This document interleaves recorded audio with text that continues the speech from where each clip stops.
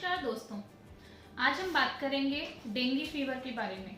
Dengue fever जिसकी mortality rate last 5 years में 3.37% रहा है। सबसे पहले जानते हैं कि डेंगू फीवर क्या है और इसका क्या कारण है। ये फीवर यानी ये बुखार मॉस्किटो बॉर्न वायरल फीवर है जो कि डेंगू वायरस यानी कि फ्लेवीवायरस से होता है। तो मॉस्किटो के काटने से ये फीवर क्रिएट होता है।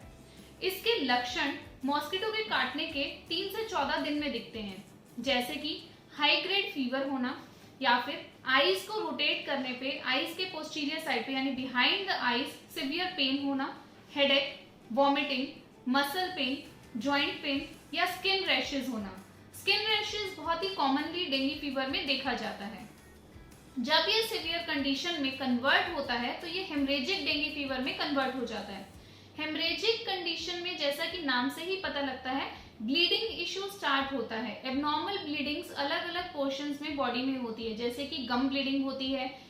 मोशन पास करते हुए फीकल मैटर के साथ ब्लड रिलीज होता है। इससे ब्लड प्लेटलेट लेवल और प्लाज्मा लेवल रिड्यूस हो जाता है। किसी को डेंगू फीवर है ये आप कैसे जानेंगे? आप इसके लिए NS1 एंटीजन टेस्ट करवा सकते हैं, रैपिड टेस्ट करवा सकते हैं फॉर डेंगू, या फिर डेंगू वायरस टेस्ट फिर RT-PCR करवा सकते हैं। तो इन टेस्ट के माध्यम से आप जान सकते हैं कि आपकी बॉडी में डेंगू वायरस का अटैक हुआ है या नहीं हुआ है। आयुर्वेदिक ट्रीटमेंट डेंगू फीवर के लिए क्या है? आयुर्वेदा में डेंगू फीवर के जो सिम्टम्स हैं उसे हम दंडक ज्वर से कंपेयर करते हैं। दंडक ज्वर में जोड़ों में अत्यधिक दर्द होना, पेन होना इसका प्राइम सिम्टम रहता है। इसके ट्रीटमेंट में आयुर्वेद में 3 चीजों पे विशेष ध्यान दिया गया है: लंघन, दीपन और स्वेदन। लंघन यानी कि आपको फास्टिंग करना चाहिए या लघु आहार का सेवन करना चाहिए।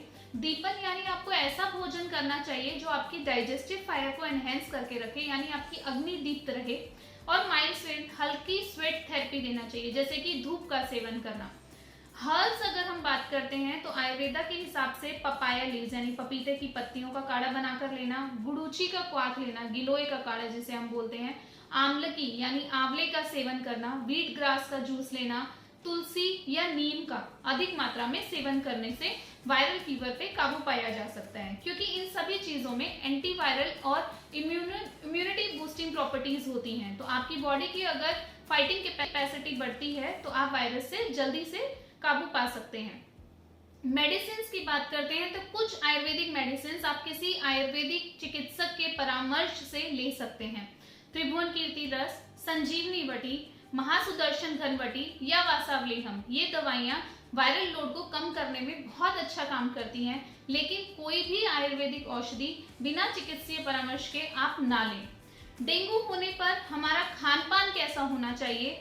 इसके लिए सबसे पहले जो हमारा आयुर्वेदिक प्रिंसिपल की हमने बात करी, यानी कि लघु आहार होना चाहिए, सुपाच्य भोजन होना चाहिए, यानी ऐसा भोजन जो आपने खाया और वो आसानी से डाइजेस्ट हो जाए। तो ऐसा हल्का भोजन और सुपाच्य भोजन ग्रहण करना चाहिए। ये खास ध्यान रखना चाहिए कि आपकी भूख से 1/3 भाग आपको कम खाना चाहिए। नेक्स्ट, कि जो भी आप खाना खा रहे हैं वो पिछला खाना यानी जो आपने लास्ट मील लिया था उसके पूरी तरह से डाइजेस्ट होने के बाद जब आपको अच्छे से भूख लगी हो तभी आपको सेकेंड मील लेना चाहिए। लिक्विड डाइट पर ज्यादा ध्यान देना चाहिए, क्योंकि हमारा प्लाज्मा लेवल काफी रिड्यूस हो जाता है। तो बॉडी में लिक्विड्स अगर एनहेंस होंगे तो आयुर्वेद ऐसा बोलता है समाने वृद्धि कारणम, तो जो समान खाने से समान धातु का वृद्धि होती है। दलिया, खिचड़ी, सूजी की खीर ये कॉमन फूड या मील्स हो सकते हैं जो आप रेगुलर बेसिस पे ले सकते हैं। वेजिटेबल सूप बहुत अच्छा काम करता है, क्योंकि वो बॉडी में माइक्रो न्यूट्रिएंट्स को भी एनहेंस करता है और आपके वाइटल्स को एनर्जी देता है। इसके अलावा कोकोनट वाटर आप ले सकते हैं या फ्रूट जूसेस ले सकते हैं।